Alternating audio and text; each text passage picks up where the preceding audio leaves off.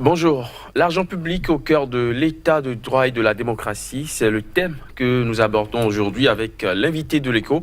Il a pour nom Dieudonné Ouensou, acteur de la société civile. Il est le secrétaire exécutif de Social Watch Bénin, section nationale de Transparency International. Monsieur Ouensou, merci d'avoir accepté l'invitation. C'est moi qui vous remercie. Alors, depuis un certain temps, Social Watch, dont vous êtes le secrétaire exécutif national, prône la démocratie et l'état de droit comme des moteurs efficaces de gestion de l'argent public. Quel est le rapport? Merci beaucoup. En fait, déjà, dans le préambule des directives de l'UMOA, la directive numéro 1 de 2009, c'est déjà clairement institué que l'argent public est au cœur de l'état de droit et de la démocratie. En fait, ce qui nous lie à nos autorités, que nous choisissons, que nous élisons, c'est la bonne gestion des ressources publiques. C'est ça que nous devrions comprendre pour savoir quel choix faire en matière d'élection au niveau local, qui va gérer nos ressources au niveau de la commune, qui va gérer nos ressources au niveau national en choisissant le président, puis nos députés qui devraient nous défendre. Est-ce qu'ils ont un focus sur l'argent public? Est-ce que par rapport à cet argent public, à la gestion du bien public, ils sont des personnes à conseiller? Voilà ce sur quoi la démocratie devrait se focaliser.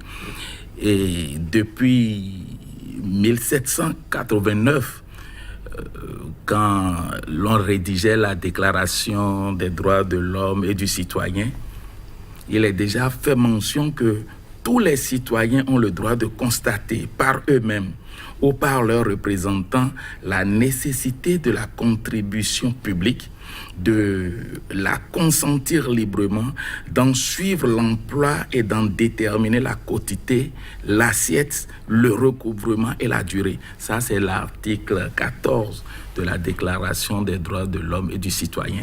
Et là, c'est depuis 1789, ça fait plus de 300 ans, en bon mathématicien, ça fait 330 ans aujourd'hui exactement, que des Français, lors de la Révolution, ont déjà imaginé que cette révolution qu'ils apportent, cette démocratisation du développement, devrait se focaliser sur l'argent public. Alors, est-ce à dire que la démocratie telle que c'est fait en Afrique, dans nos États, au sein de l'UEMOA par exemple, cette démocratie ne sert pas forcément d'étendard au développement, à la bonne gestion de l'argent public? Vous devrez constater aussi, dans presque tous les pays en Afrique noire, je ne vais pas citer le Maghreb, puisque c'est presque la même chose. Les pays et les citoyens ne se sont pas focalisés sur l'argent public en entrant dans cette démocratie. Vous prenez le cas typique du Bénin, la démocratie a été une mode et cette mode, c'était simplement de donner la liberté d'expression et d'association aux gens. Le multipartisme. Le multipartisme. L'alternance. Voilà, l'alternance, tout ça. C'est des paramètres de la démocratie qu'il ne faut pas négliger, bien sûr, mais qui devraient être focalisés sur la gestion de l'argent public. Nous nous associons pour bien suivre la gestion des ressources publiques. Nous nous associons pour contribuer à une bonne planification et à apporter notre contribution à la gestion des ressources publiques. Nous nous associons et nous avons la liberté d'expression pour exprimer des choses, non sur la vie privée des gens, mais sur la gestion de la cité, sur la gestion des ressources publiques. Mais nous avons hérité de la colonisation une obstruction à la gestion du bien public parce que le colon ne laisse pas voir la gestion des fonds publics à ses colonisés. C'est un autre rapport de force. Mais depuis que nous avons été indépendants, nos leaders ont juste transposé la démarche coloniale dans leur mode de gestion. Et jusqu'à un passé récent où nous sommes entrés maintenant en démocratie, les choses n'ont pas changé. Les choses n'ont pas changé. Tout ce qui est ressources publiques est considéré comme confidentiel. Même le budget général de l'État est considéré comme un document confidentiel, ce qui ne devrait pas l'être. Ce que vous voulez dire exactement, c'est que la démocratie telle que pratiquée dans nos pays ne sert pas forcément la transparence de la gestion des finances publiques. La démocratie telle que exécutée dans notre pays est passée à côté de l'essentiel. Et l'essentiel pour la démocratie, c'est l'argent public. Le pilier principal de la démocratie, c'est la gestion de l'argent public, la gestion du bien public. Alors, est-ce une façon de dire que la transparence est à ce point inexistante dans nos pays? La transparence dans la gestion des ressources publiques a commencé par progresser. Cette transparence n'est plus inexistante, mais elle a été pendant longtemps. N'eût été la pression des structures régionales ou internationales, l'on serait resté au statu quo. Mais aujourd'hui, il y a une forte pression vers une gouvernance ouverte, où il y a sur le plan international un partenariat pour le gouvernement ouvert. Il y a des enquêtes sur la transparence budgétaire, il y a des enquêtes sur la perception de la corruption. Donc, de plus en plus, les pays sont contraints à aller vers une certaine gouvernance, une certaine ouverture. Donc des efforts dans la gestion. Des efforts ont été faits pour aller vers une certaine transparence, mais voilà. Il reste des efforts à faire. Mais de quel côté ces efforts restent à faire? Les efforts qui ont été faits, c'est d'abord notre constitution. Je vais me focaliser sur le Bénin spécifiquement, c'est ce qui nous concerne. Et depuis quelque temps, nous avons mis des panneaux dans la ville pour que les citoyens puissent prendre conscience de l'enjeu de la démocratie qui est la gestion des ressources publiques, la gestion des écoles, comment est-ce que les fonds alloués à ces écoles sont gérés, les centres de santé publics, comment la gestion allouée à ces centres sont gérés, comment le personnel, comment les médicaments sont gérés. Tout cela devrait intéresser les populations. Les efforts qui ont été faits, d'abord, notre Constitution depuis 1986, en son article 37, dit que les ressources publiques sont sacrées et que tout citoyen a le devoir, je paraphrase à peu près, tout citoyen a le devoir de protéger les ressources publiques.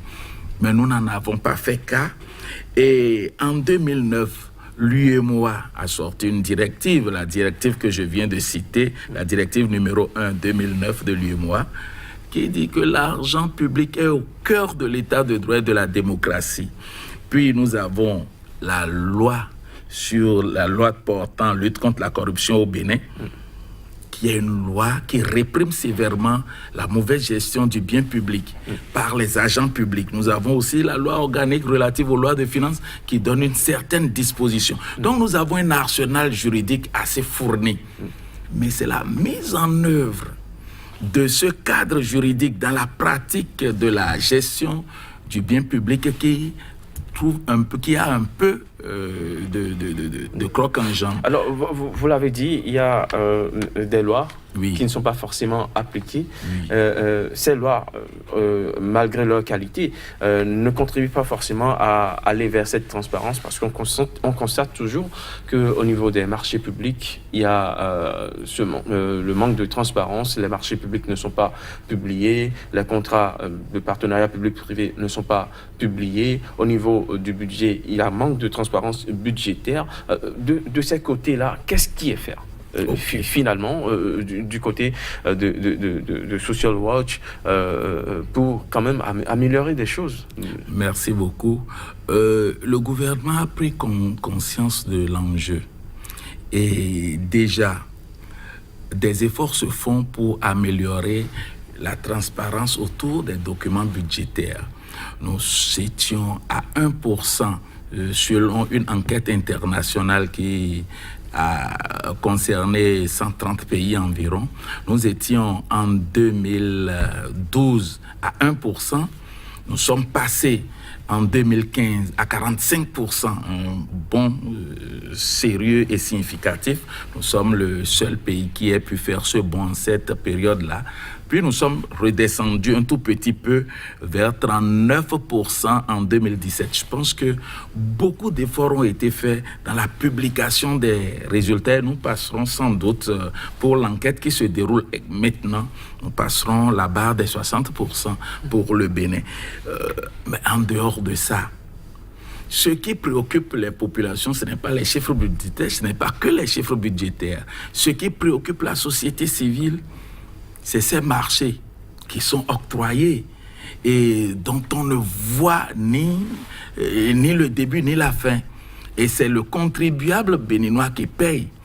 C'est les prêts qui sont faits sur le dos du contribuable qu'on utilise pour payer ces marchés publics. Je pense que ces marchés devraient être les contrats de ces marchés devraient être mis à la disposition du public. Et pour quelle fin? Premièrement, pour voir si ces marchés sont bien octroyés, s'il n'y a pas de surfacturation.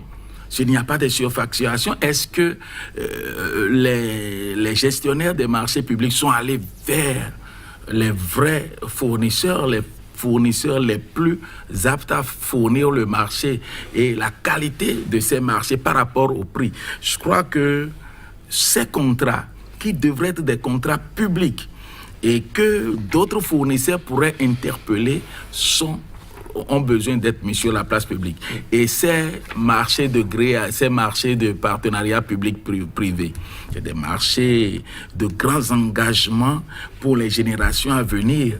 Il faudrait que ces marchés soient mis à la disposition, ces contrats soient mis à la disposition du public et que des sachants se prononcent sur la qualité de ces marchés, les critiquent ou les critiquent positivement ou négativement pour que l'on sache que le pouvoir est en train de vouloir notre développement plutôt que l'on ait l'impression que des gens se sont cachés pour s'enrichir et pour s'enrichir sur le dos du peuple. C'est l'impression que ce défaut de transparence donne, cette impression généralisée que cela donne. Alors, du côté de Social Watch, comment comptez-vous mettre la démocratie et l'état de droit à contribution pour ramener la transparence au cœur de la gestion de l'argent public? Merci beaucoup. Nous devrions d'abord compter sur nos institutions. Ces institutions, nous les appelons généralement des institutions de contre-pouvoir. Tout simplement parce que on dit, généralement, je ne peux pas citer l'auteur clairement, on dit le pouvoir corrompt et le pouvoir absolu corrompt absolument. Donc, les institutions de contre-pouvoir sont là pour freiner certains dérapages de l'exécutif. Malheureusement, toutes ces institutions au Bénin, qui devraient être des institutions de contre-pouvoir, sont alignées. Et ces institutions n'ont pas le courage de défendre les populations, mais plutôt nous avons l'impression que ces institutions répriment même les populations. Ces institutions ne prennent pas le pouls des populations, mais sont là juste pour appuyer l'exécutif dans sa démarche. Est-ce qu'à terme, votre campagne, l'argent public au cœur de l'état de droit et de la démocratie, vise à changer les choses? Est-ce que cela finira par faire prendre conscience à ces représentants d'institutions, aux chefs d'institutions et tout? Je pense que le pays appartient à nous tous et personne n'a intérêt que le pays soit détruit. Et le gouvernement même qui est en place a commencé par prendre conscience qu'il faut mettre à la disposition du public un certain nombre de documents. Je crois qu'ils n'ont pas encore perçu jusqu'à quel niveau les documents doivent être mis à la disposition du public, mais je dois leur rappeler, et Social Watch leur rappelle, que c'est tous les documents publics, et je suis certain, je ne doute même pas un seul instant que ce combat de mettre l'argent public au cœur de la démocratie est un combat gagné d'avance, parce que les lois le stipulent et ce que nous avons lié sur la terre sera lié au ciel, comme le disent les chrétiens. Vivement que ces lois soient appliquées. Dieudonné Ouansou, merci d'être passé sur le plateau de l'invité de l'Écho. Mesdames, Messieurs, ce sera tout pour ce numéro. Merci de nous avoir suivis. À très bientôt pour un autre rendez-vous de l'invité de l'Écho. Merci beaucoup.